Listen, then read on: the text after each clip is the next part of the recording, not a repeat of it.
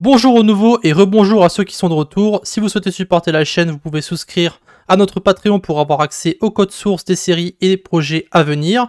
Vous pouvez aussi rejoindre notre Discord qui est public. Si vous êtes intéressé par les jeux vidéo, vous pouvez souscrire à ma deuxième chaîne. Autrement, like, comment, subscribe pour booster l'algo de la chaîne. Tous les liens sont dans la description. Bon visionnage. Alors nous sommes repartis sur notre projet pour le bot d'économie avec le guide de Discord.js et nous allons faire quelques modifications au niveau de l'ESLint pour le moment. Et ensuite, on passera au niveau des fonctions pour la base de données. Et ensuite, on verra comment créer, pas créer, mais ajouter, enlever de l'argent à un utilisateur et comment créer un nouveau joueur dans notre base de données. Donc ici, pour le ESLint, alors il n'y a pas beaucoup de modifications à faire concrètement. Il va falloir juste modifier. Alors je vous montre un petit peu les changements qui ont été faits. En gros, on a le extends qui a été changé. J'ai enlevé la règle concernant les indents, je l'ai modifié ici. Donc au lieu de mettre des tabs, on aura deux espaces en fait. Et je crois que c'est tout ce que j'ai modifié. Juste les plugins aussi ici, import et prettier, afin de faire fonctionner en fait le ESLint avec prettier justement. Et donc pour ça, on va devoir aller dans notre package.json. Et ici, on va installer quelques dépendances, afin de faire fonctionner justement ESLint. Alors, on va faire npm npmi. Donc ici, -d pour ajouter en dépendance de dev. On va mettre ESLint. On aura prettier. Ensuite, on aura ESLint config, prettier. Ensuite, on aura ESLint plugin import. Et enfin, ESLint plugin et... non, config prettier, pardon. Config prettier. Voilà. Donc ça permet simplement de gérer... Alors, ESLint config prettier, alors je l'ai mis deux fois. Donc c'est ESLint plugin prettier. Voilà. Ça, c'est toutes les dépendances pour pouvoir développer correctement afin de repérer les différentes erreurs qu'il y aura. Et ensuite, on va rajouter des scripts afin de pouvoir linter notre code correctement. Alors, je regarde rapidement si j'ai tout installé. On a ESLint 8.13, config prettier 8.5, plugin import 2.26, plugin prettier 4.0 et prettier 2.6.2. Ok, maintenant on va ici faire plusieurs scripts, on va en faire 4 pour être exact. Le premier, ça va être deploy. Donc on va simplement lancer, alors on va lancer npm run lint, donc ça sera un script qu'on va créer juste après. Et on va utiliser node deploy commands.js. Donc ça c'est notre script pour déployer les commandes, je rappelle. Ensuite on aura donc start. Donc on va lint à chaque fois en fait avant de lancer notre bot pour vérifier qu'il n'y ait pas d'erreur quelque part. Donc npm run lint et node point. Donc node point c'est node index.js. Ensuite on a lint. Donc ça c'est simplement ESLint. Donc vous mettez étoile.js et après on met étoile/étoile.js. Ça permet simplement de vérifier les fichiers JS qui sont à la racine et aussi ceux qui se trouvent dans les dossiers qui vont après. Et enfin, on a lint fix.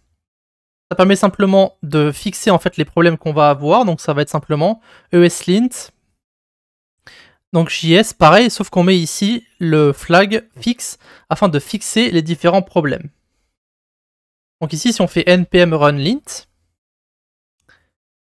n'oubliez pas de mettre les différents changements dans ESLint ici, autrement ça va pas fonctionner. Donc on a juste le extend qui va changer, les plugins et la fameuse règle dont je vous ai parlé avec les deux espaces.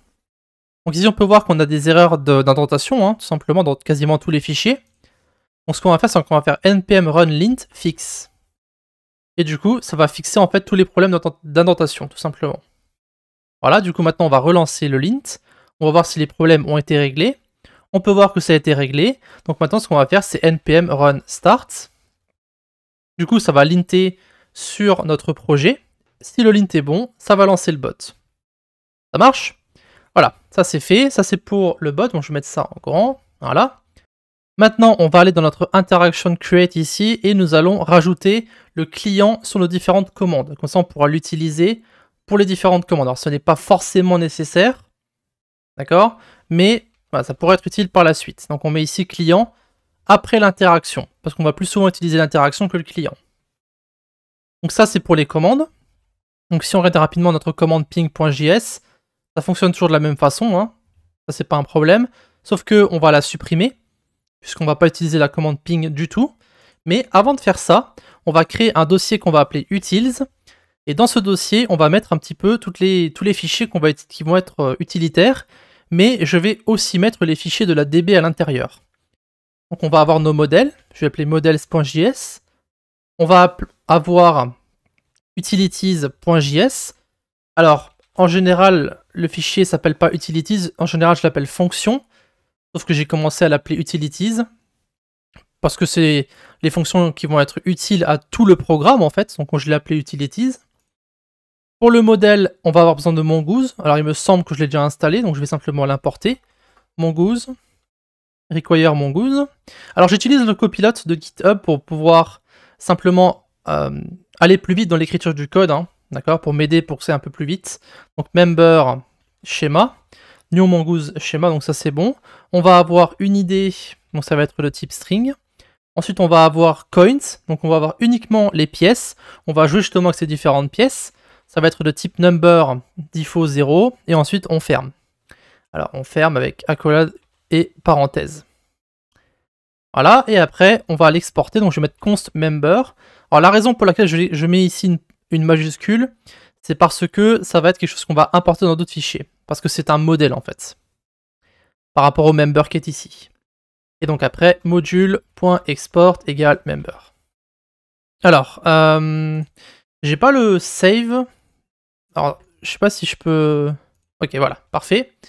Voilà, donc ici, en fait, dans l'éditeur, dans les paramètres, lorsque vous cherchez save, vous avez format on save. Ça, je vais l'activer. Comme ça, en fait, si je sauvegarde ici avec les différentes erreurs, lorsque je fais CTRL S pour sauvegarder, eh bien, ça va corriger, en fait, toutes les différentes erreurs qui vont avec Prettier. Et justement, en parlant de Prettier, on va créer un fichier pour mettre les configurations de Prettier. On va l'appeler Prettier RC. Et les paramètres vont être très simples. On a print width, donc ça, c'est la longueur avant de sauter une ligne. Ensuite, l'espace des différents entre les espaces ou les tabs. Usetab false, parce qu'on utilise des espaces. Des parenthèses avec les paramètres. Donc par exemple, lorsqu'on a une fonction fléchée, est-ce qu'on met un paramètre s'il y a un ou deux arguments, oui ou non. Et le end of line auto, donc ça c'est lorsqu'on va sauter une ligne sur un nouveau fichier. Donc là, si on fait CTRL S, on peut voir que ça a réarrangé notre fichier. Voilà, donc ça on verra, on peut le faire au fur et à mesure hein, sur les différents fichiers, c'est pas trop important. Et alors, j'avais pas créé un modèle, juste à l'instant.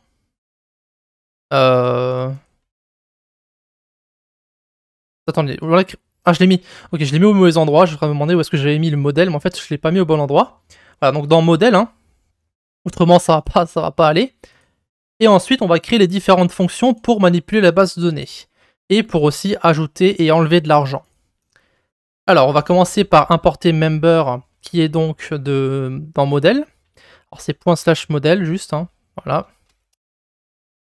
Ensuite, on va créer les différentes fonctions, donc on va en avoir 5 en tout. On va avoir async function get member, et donc le membre. Et ici, on va simplement... alors, pas ça que je veux. Alors, on pourrait directement return, mais je préférais le stocker dans une constante, member data. Await, donc member.find1. Alors l'idée, ça sera donc member.id. Et ensuite, on va return member data. Member is not defined yet, c'est parce que c'est ici, il faut mettre member. Voilà. Ok. Ensuite, on va avoir la fonction pour créer un membre. Donc function create member. On aura le membre encore une fois. Et ici, on va mettre donc const new member égale new member, donc ça c'est très juste. Et donc on va créer avec l'id, donc id member.id, et on n'a pas besoin de mettre coin 0 ici, parce que on l'a déjà mis dans le modèle en fait par défaut. Donc pas besoin de le respécifier en fait. Et ensuite donc new member.save, et on fait un point .den, donc on va mettre g, alors pas g c'est plutôt u, et console.log, donc on va mettre par exemple nouveau joueur, et on met donc g. Alors c'est u.id. Voilà. Ensuite, on va avoir la fonction pour mettre à jour le membre. Donc async function update member. Donc là, ça sera pas coin, ça sera settings. Et ensuite, donc là, on va simplement récupérer le membre dans un premier temps. Donc on va faire let member data égale await get member. Ensuite, on aura if type of member data, donc si ce n'est pas un objet, object. Alors, on va le remettre, donc member data égale objet. Parce qu'on veut que les paramètres, en fait, ce soit un objet. Parce que c'est ce qu'on a dans la base de données, en fait. Et après, on va itérer, donc for const key in settings. Et donc là, on va mettre une vérification, donc if member data key n'est pas égal à settings key, alors member data key égale settings key. Voilà, et après on return member data.update one settings. Alors en gros, ça, ce que ça va faire, c'est que ça va vérifier la clé par rapport à ce qui était spécifié dans notre fonction. Et si les deux ne sont pas égales, eh bien ça va simplement le remplacer. Aussi simple que ça. Voilà, donc ça c'est pour donc if member data key n'est pas égal à settings key, member data key égale settings key. Ça c'est bon. Et après, on va créer les fonctions donc pour ajouter et enlever de l'argent.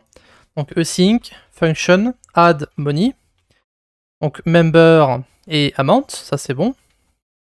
Et ensuite donc ça sera donc member égale await get member.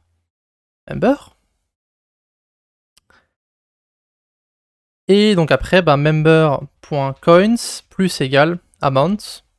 Voilà. Et après on update, donc update member et coins member.coins. Voilà. Aussi simple que ça. Et donc ça sera pas add money, mais ça sera remove money. Et du coup, au lieu de plus égal, ça sera moins égal. Et du coup, après, on exporte toutes ces fonctions-là. Voilà. Parfait. Toutes nos fonctions ont été exportées. Alors, si vous utilisez le module qui s'appelle... Alors, son nom, c'est celui-ci, Mintified Dogwriter for JavaScript et pour les autres aussi. Vous pouvez générer la documentation pour vos fonctions. Vous sélectionnez et vous faites Generate Doc.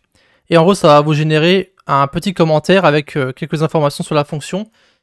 Si jamais vous voulez documenter votre code. En général, on documente les fonctions, mais bon, c'est libre à vous si vous voulez le faire ou non. Hein.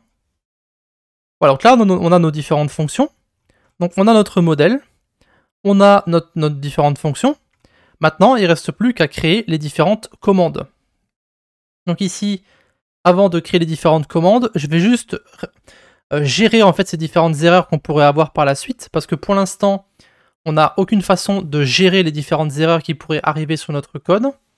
Donc pour ça, on va utiliser des process.on. Donc on va en avoir un premier, c'est lorsque le bot va s'éteindre. Donc code. Je vais mettre ici console.log. Voilà, exiting with code, ça fonctionne très très bien. Ensuite, on a process.on, donc uncaught exception. Donc ici, on aura... Alors, on a erreur et on a origine. Donc erreur, origine. Et après, donc, on va mettre des console.log, donc uncaught exception. Après, ça va vous mettre l'erreur. Et en dessous, vous mettez l'origine. Voilà, c'est le copilote fait tout le travail pour moi. Alors, vu que le copilote va écrire plus vite que vous et moi, si jamais vous voulez recopier le code, n'hésitez pas à mettre la vidéo en pause. Hein. Donc process.on, unhandled, rejection cette fois-ci. Donc on aura deux choses. On aura la raison et la promise. Et ici, on va mettre simplement console. Alors c'est bien des console.error, hein, c'est pas des console.log. Et ici, on a donc unhandled rejection. Et donc après, on aura la promise. Voilà. Alors on aura aussi un pour les warnings, c'est vrai, je le mets à chaque fois, c'est les cartes que je mets. En général, je fais un copier-coller. Mais bon. Donc ici, on va récupérer tous les arguments qui seront dans le warning, et on va simplement les renvoyer. Pas besoin de s'embêter. Hein.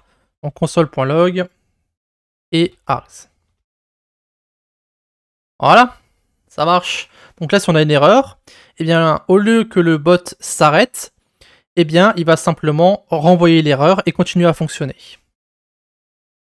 Ok, fermons tout. On va juste reprendre l'utilities et on va renommer ping. Donc ici, ping, je vais le nommer setup. On va l'appeler donc setup pour le name. Et la description, ça sera... Donc ici, description, on va mettre start your... Alors, on va mettre débuter votre aventure. Et bah après, c'est plus ou moins tout ici, hein, il n'y a pas vraiment d'option ou quoi que ce soit. La personne va simplement taper /setup. Du coup, on va importer le create member. Donc create member. Et il va venir justement de notre fichier utilities. Et voilà, hop. Ensuite, donc ici, on va laisser le reply. Je vais simplement mettre un return. On va enlever les pongs. Et ici, ça sera bienvenue sur le serveur. Non, bienvenue. On a d'autres possibilités. Ah, pas grand chose, hein. Bienvenue sur notre jeu. Peu importe, hein. Et donc ici, create member. Et on met interaction.member. Voilà.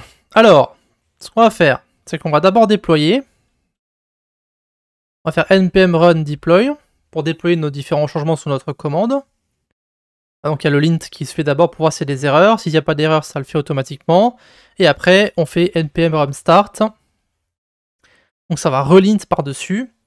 Et ça va mettre ici donc, que le bot a été lancé. Parfait. Donc on va aller sur Discord. Donc on a bien notre économie ici.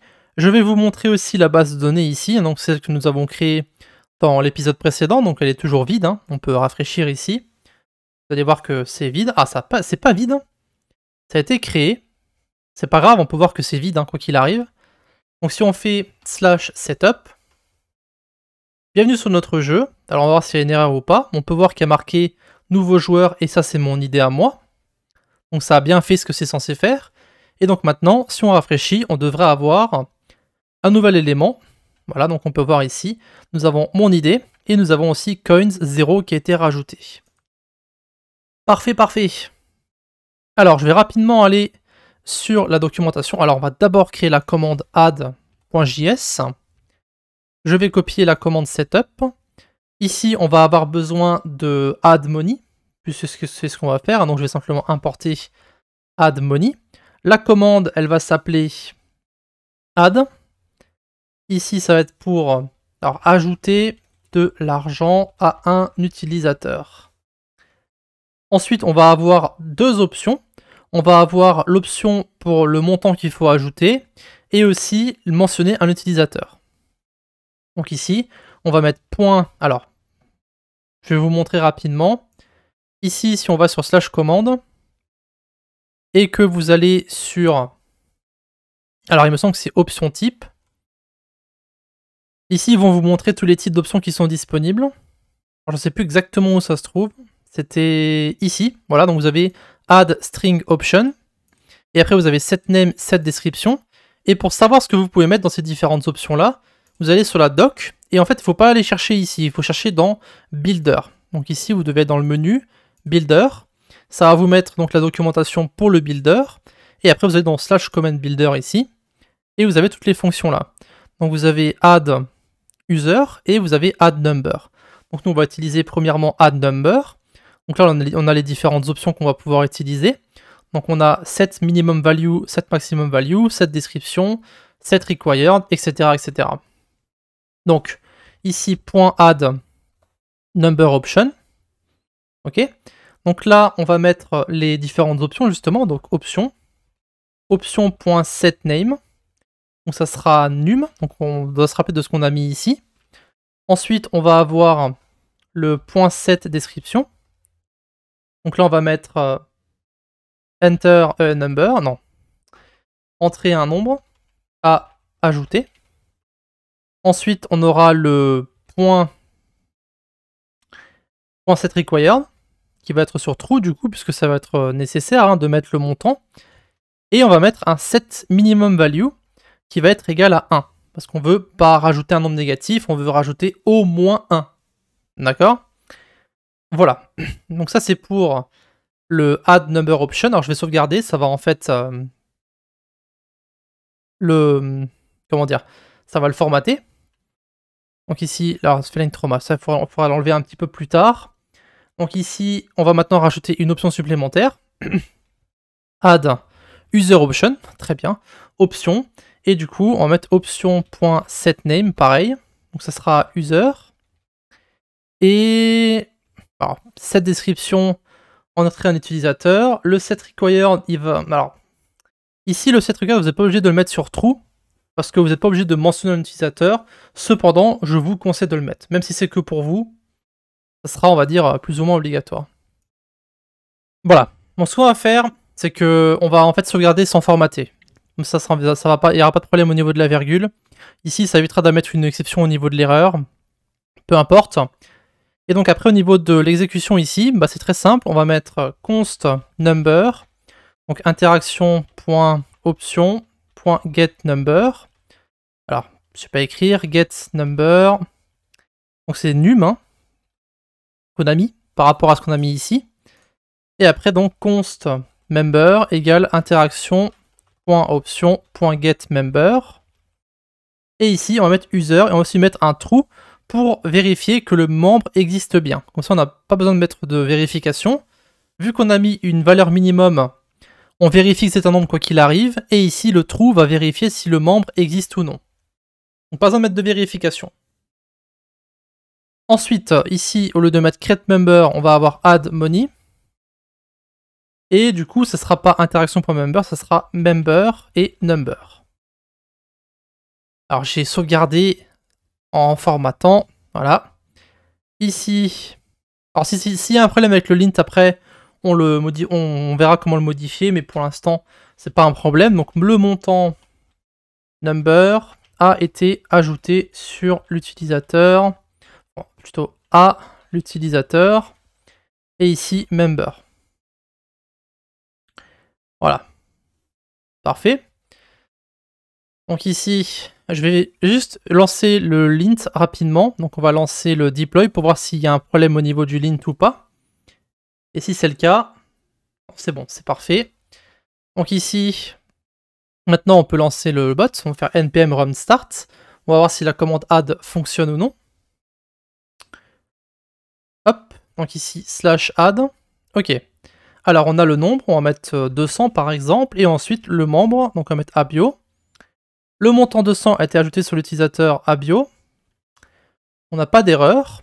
Donc si on vérifie dans la base de données, on devrait passer de 0 à 200. Voilà, donc on est passé de 0 à 200. Parfait. Et après, pour faire l'autre commande, donc ici, nous on va créer la commande remove. Donc remove.js. Alors on va copier la commande add, tout simplement. Ici ça sera, alors au lieu de mettre add, ça sera remove money. Voilà. Et pour les différentes options, ça va être plus ou moins similaire, hein. On va mettre ici enlever de l'argent à l'utilisateur, remove. Donc c'est toujours num. Ici c'est enlever. Sur ce fameux problème de virgule. Et donc ici, entrer un utilisateur, donc const number, member, remove money. Le montant number a été enlevé à l'utilisateur, blablabla. On sauvegarde. On va redeploy. Voilà, on va voir comment ça devrait fonctionner, il n'y aurait pas de problème. Voilà, et du coup, on fait npm run start. Et ici, on va s'enlever les 200 pièces. /remove 200 abio. Le montant 200 a été enlevé à l'utilisateur abio. Pas d'erreur. Et du coup, si on vérifie ici sur la base de données, je devrais être passé à 0. Et voilà. Donc on peut voir qu'on a fait les différentes commandes pour enlever et ajouter de l'argent. On a aussi mis en place le modèle, les différentes fonctions utilitaires pour ajouter et enlever de l'argent, mais aussi modifier les différents membres. Du coup, la base du bot est en place. Maintenant, il ne reste plus qu'à créer les différentes commandes et ça, on le fera dans la prochaine vidéo.